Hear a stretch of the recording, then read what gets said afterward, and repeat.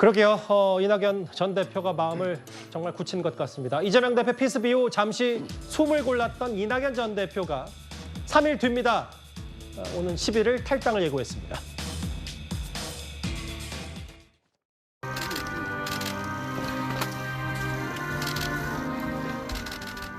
이번 주 후반에는 제가 인사를 드리고 용서를 구해야 하지 않겠나 생각합니다. 무능하고 부패한 양당 독점의 정치 구도가 대한민국을 질식해하고 있습니다. 양당 모두 싫다는 분들에게 선택지를 드림으로써 그분들이 정치 과정에 함께 하시도록 하는 것, 야권의 재건과 확대의 작업입니다.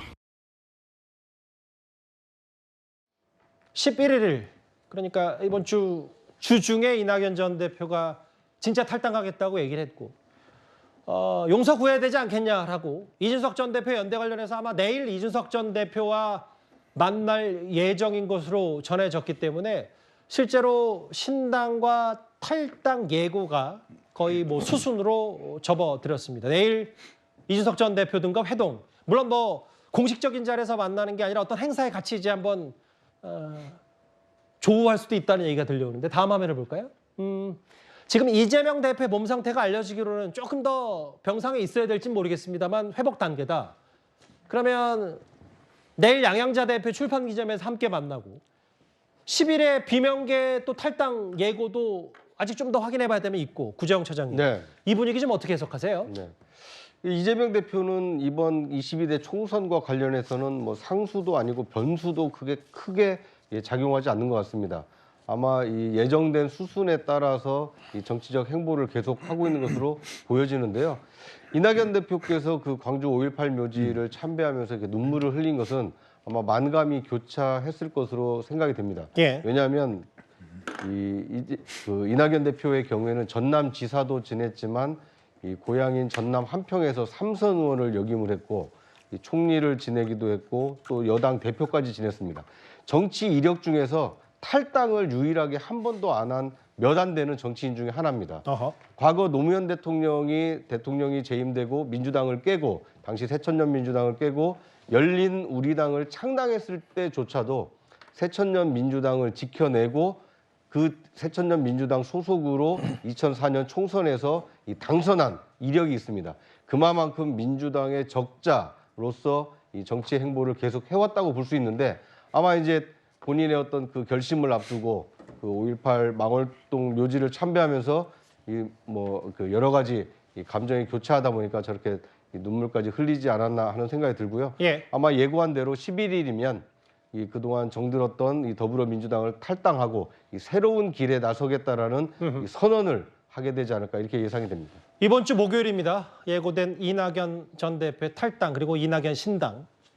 이낙연 신당에 합류를 선언했던 이석현 전 의원이 오늘 저희 채널의 정치 시그널에 출연해서 이런 말을 했습니다.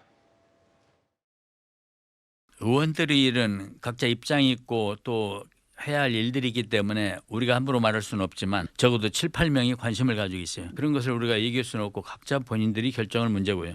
또 제가 생각하기에는요. 신당이 바람이 일어나면 현역 의원들이 많이 올 겁니다. 주로 그런 분들은 뭐 호남 지역이라고 볼 수 있을까요? 그건 제가 얘기할 수는 없는 것입니다. 사실 이른바 이준석 신당도 이준석 전 대표 비롯한 이준석 신당 사람들이 뭐 몇 명 더 관심 있다, 10명 있다 뭐 이런 얘기 했는데 이낙연 신당도 현역 의원 7, 8명이 관심 있다.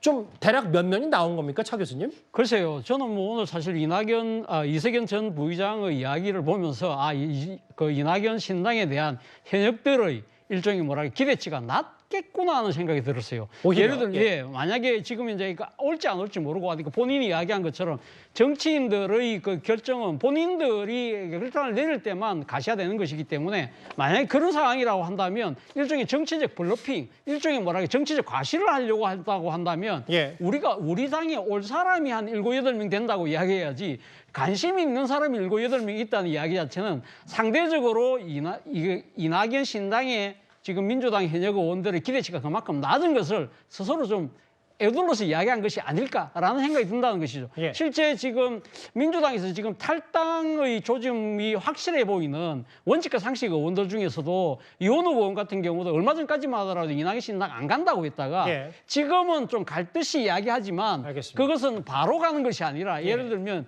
이준석 신당과의 합당을 통한 일종의 뭐랄까 제3지대에서의 빅텐트 같은 경우에 가겠다는 의사로 지금 내비치고 있기 때문에 알겠습니다. 그만큼 이 민주당의 현역들을 모으는 것 자체가 쉽지는 않아 보입니다. 뚜껑을 열어보면 결과가 나오겠죠. 이번 주 목요일에 진짜 탈당을 예고한 이낙연 전 대표까지 핵심 내용 짚어봤습니다.